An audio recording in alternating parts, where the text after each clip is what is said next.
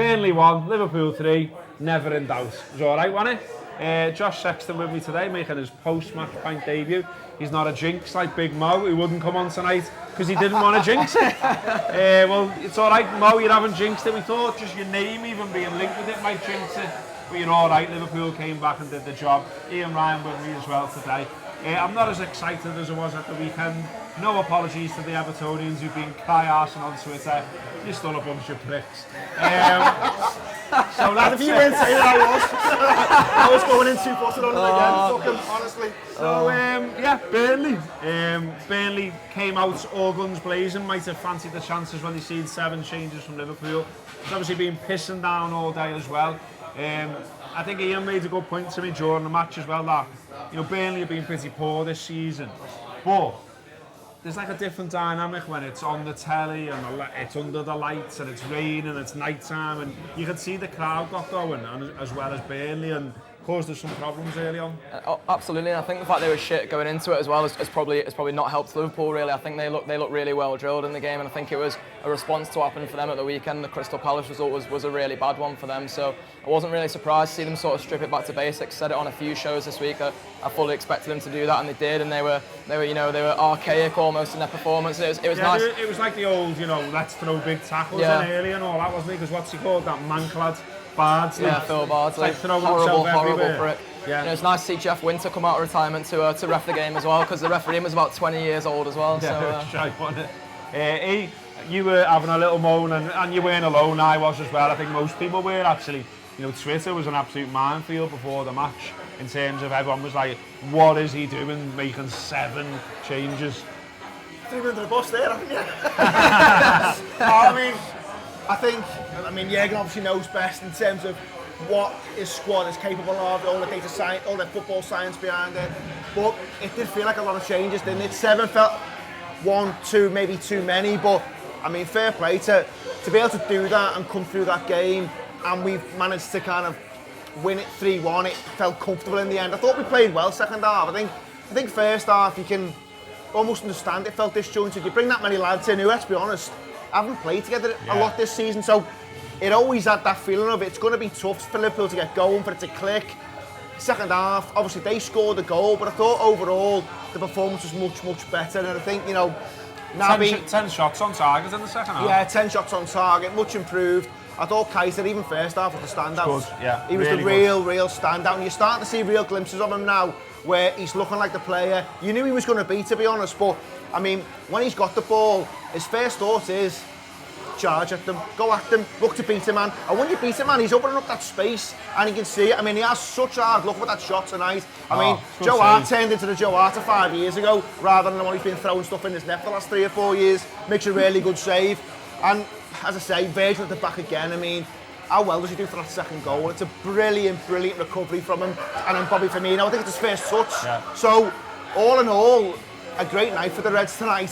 You've got to say, to do what we've done, it's lost a bit in the context of City have been so good, but that's 12 wins out of 15 now. That's outstanding from Liverpool. It's the best start in the top flight for Liverpool now, not just the Premier League era in the top flight. And felt to me like, going off what I said before about the idea, all these things where you're a little bit, oh, fucking hell, it feels like one of them nights because of all the changes, because of the rain, because it's Burnley, because of Sean Dyche. I don't know, it felt to me when I was coming down here to watch it, it was a bit like, there's just got that feel about it.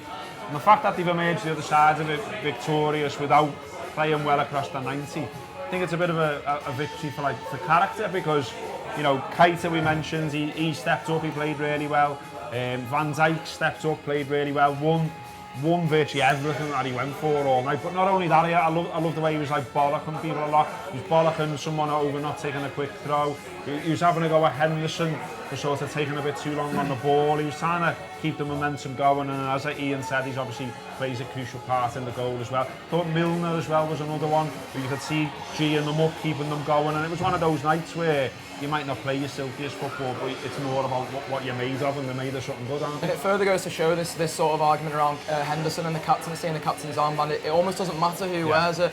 I think back to like the team in Istanbul and them sort of teams under Rafael Benitez, and what was sort of stood out about them was they had a spine full of leaders, and this Liverpool team feels like another team now. And you mentioned all the lads there, you mentioned Milner and Van Dijk and those sorts of people. They're the ones who lead on the pitch, and they don't need the captain's armband to do that. But when you mention the sort of pattern of play and going into the game, I think Jurgen will be made up with that, because it mirrored a couple of games we've had over the years under Jurgen where we have made changes, and it feels like coming into the game there's a few doubts over maybe what we can do. But if you've got them lads to bring off the bench, that's always going to help you. But I actually was into the fact that we were making changes, to be honest, to sort of disagree with Ian there.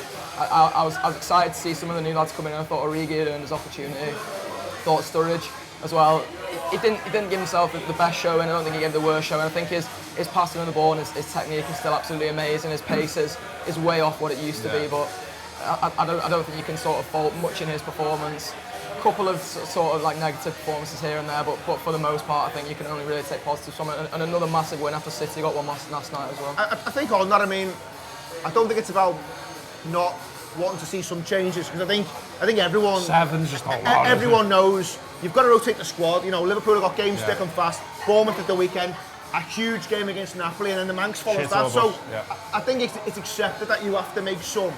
I think it was the amount. It just felt like I think you can focus on the numbers. Burnley maybe a little bit of a sniff. You're thinking, if you're Burnley before the game, you see that, you think, tell you what, we could be on for a little chance here of maybe upsetting the apple cart, but it doesn't work out that way. And I think one of the things I'm enjoying about Liverpool this season is we maybe have lost that free flowing a little bit from last year, but there's so many ways to win a football match, and there's so many ways to win a title.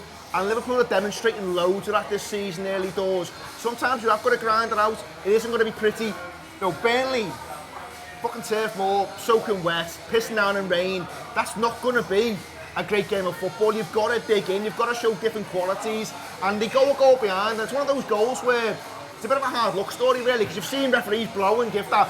I haven't seen it back, but it looks like he has two hands on the ball. Don't think he's grounded. Maybe he hasn't. I don't think he's like. I'd need to see it back, Robbo, but you've seen goalkeepers get the benefit of the doubt in those situations. It happens all the time. We don't get it. We don't feel sorry for ourselves. We regroup.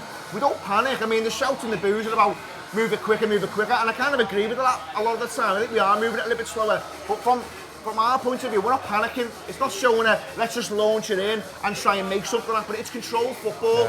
And as I say, the Reds get the just rewards in the end. And as I say, the manager will be delighted that he's been able to rest those players. The front three don't start.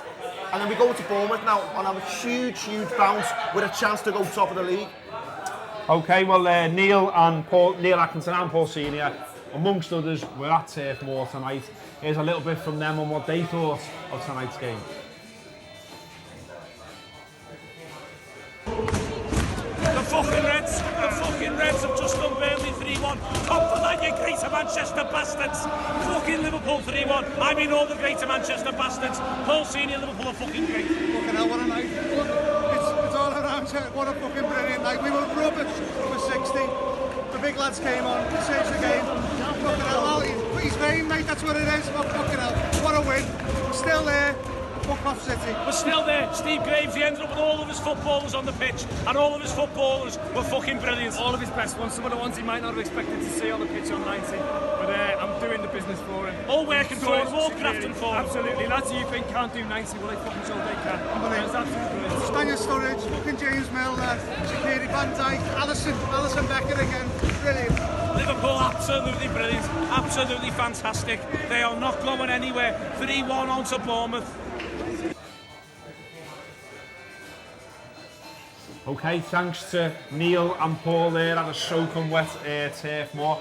It does feel to me like, I mean, I obviously pick up on these things because of the type of person I am. I just want to do this all the time to cameras, but it does feel like one of those results as well, doesn't it? You mentioned City obviously won last night, and you're seeing the immediate reaction from loads of Reds to that, like, fucking hell, are they ever going to lose a game? I even seen like Danny Baker saying like the Super League should just happen now because it's boring, because they're just going to win and all that. But us carrying on, especially coming from a goal behind, you know that Blues would have been waiting as well when they seen that we'd gone a goal behind. You know, they would have had a load of tweets lined up to say, you were all fucking made up on Sunday, and now look. So to sort of come back from a goal down again, it boosts everyone, doesn't it? Because it would have been shit to win the way we did in the derby and then fuck up tonight, basically. Yeah, massively. It boosts everyone, but also, and I think we've talked about it a lot on shows this year, and sorry if people are getting a bit sort of tired of it, but it takes out of City. City had a really tough game against Watford last night where they dominated for ages and it wasn't really quite coming off for them. Ben Foster had an amazing performance. And then they were sort of clinging on at the end of the game, and they'd have gone out with that thinking like, we've got away with one there. Really need Burnley to do us a favour tomorrow night, and Liverpool have done the business again. So I think if you're looking at it in terms of that two-horse race, which it seems like it's becoming now, then we're right in there, and anyone who's writing us off is obviously not watching Liverpool's performances, because like Ian said, there's more than one way to win a football game, and I think there's people who are starting to think that maybe we're going to still replicate last season's form, and I don't think we are. I think we can safely say at this point now that Klopp's changed that way, and it's changed for the better. We're more solid at the back. We've got a better foundation to build on, and we're getting results like that. We're getting statement performances and statement results, and I don't see anything wrong with it, to be honest. There was the goal the other day where you could clearly see Jurgen say, what a fucking counter. There was another one of them tonight. The third goal is another one of them, and that's obviously something that they work on. It's something that, it's the Klopp style of play. That's what he wants them to do. I just wonder, maybe I'm reading too much into it here, and maybe I'm just trying to polish a little bit of a turd, but the way Burnley come at them, flying out the traps, they putting the big tackles in, pressing high, trying to get, in their heads and all that. We were watching it when we kept saying they'll burn out, they'll burn out, and then they did burn out, and Liverpool come into it a lot more in the second half.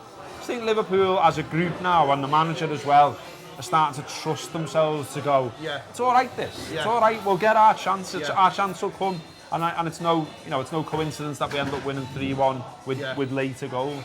Absolutely, and I think, from Burnley's perspective, let's be honest, they've been utter shite most of the season, but they weren't shite tonight. They give a decent account for themselves, and you could say, well, maybe it helps because Liverpool do make changes and that gives them a bit of a sniff, but you've got to say Burnley were up for it tonight, and credit to Liverpool because, you mentioned there, there's a little bit of adversity, you go a goal behind, but as I said before, there's no panic from Liverpool, and when you've got an absolute colossus in Alisson whose first thought is to start an attack, and you see that for the third goal, but what a save, what a gather, and then he releases it, and Liverpool are away then, and you think you've had Roma's pants down with Mo Salah, we've had Roma's pants down with the fucking goalkeeper as well, let's be honest. He cost an awful lot of money, but I remember thinking in the summer when there was a bit of debate about it, would you go in that big for a goalkeeper? Absolutely you would, and you see the fucking reason why tonight, you see the difference he makes, but I think you touched on it there with Van Dijk. There's leadership qualities with Van Dijk, there's leadership qualities with Alisson as well. You see it very much in the derby where he's pulling players away and he knows there's a game to go and win. When players are getting embroiled and stuff, he shouldn't.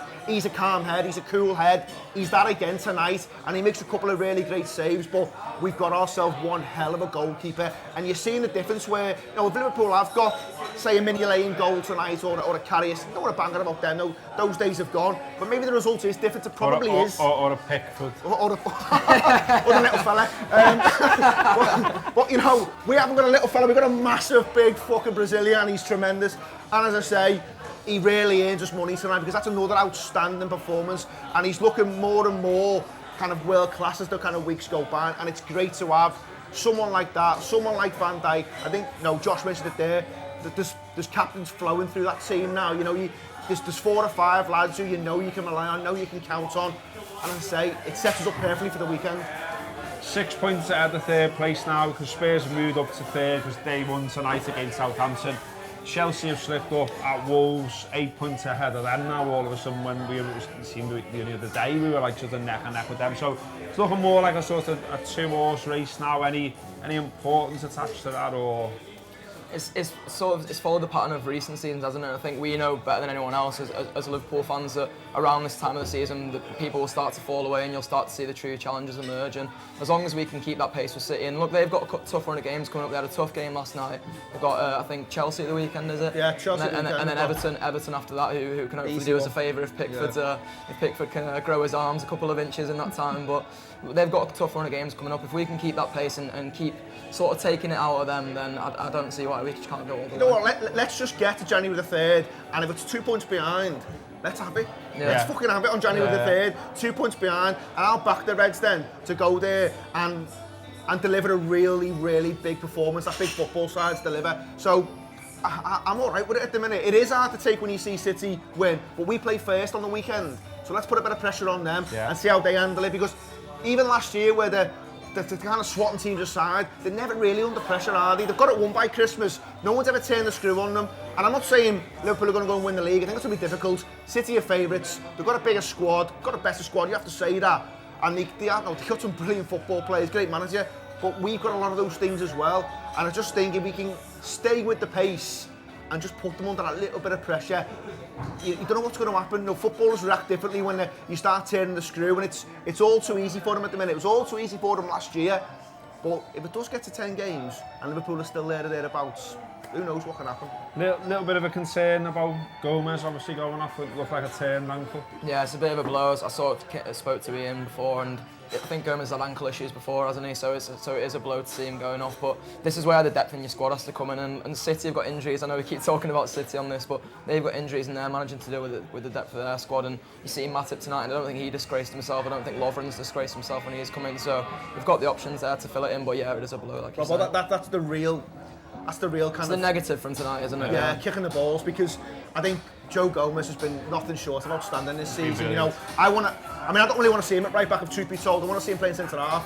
If he's going to play, I want to see him playing centre half. I know sometimes you've got to shuffle the park and stuff, and he's had to do a job at right back tonight. He was good tonight early on as well, wasn't he? Yeah, he was, but you know, you really feel for the lad. I mean, we've not seen anything yet, but you're hoping it's not serious, because he is so important to this Liverpool team, and he's, as I said before, he's been immense. So fingers crossed. It's not long term.